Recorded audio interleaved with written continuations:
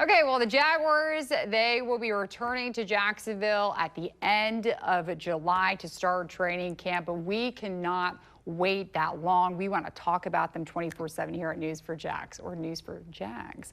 Okay, so this week we're talking about posing different questions to the guys about this upcoming season. We've talked about which players most improved, which position group should be most improved. Tonight we are going to be talking about which position group is most competitive for training camp to make the 53-man roster. So I'm going to go first, then it's going to be Justin, and then it will be Kyle wrapping us up. So let's start with me.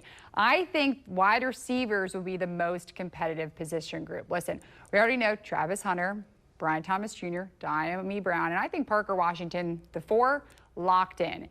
Last year, they kept 6 wide receivers, so you have 2 more spots, and there's 9 wide receivers, excluding Lewis Rees-Sammet, who's exempt because of the International Pathway Program. So you have 9 more players, and you only have 2 spots. Those 2 spots, of course, will come down to be heavily for special teams.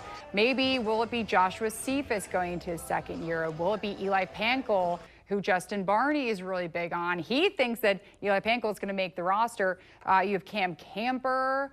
Brayboy made a really nice catch during OTAs this season, or during this offseason. So that's what I'm kind of up for. 9 players, you're up against 2 spots. Who is going to get those 2 spots? We'll just have to wait and see. So that's why I think wide receiver is most competitive. Justin? Right. You know, I don't mind that at all, because I do think that's going to be a competitive spot, but I do think a few of those are already locked in. For me, I'm going to go back to the offensive line.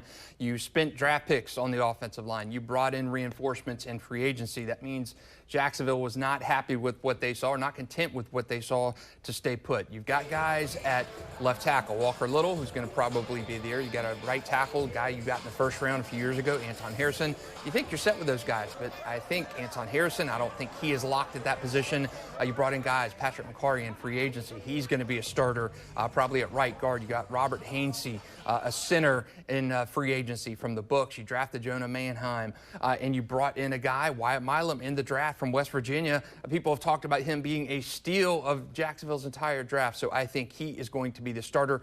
You have got to get better on the offensive line. It's the key to so many things Jacksonville wants to do. It's key to the running game. It's key to keeping Trevor Lawrence healthy, which he has not been most of the last 2 years. So I think that is the biggest position group in terms of improvement, and I finished right on time.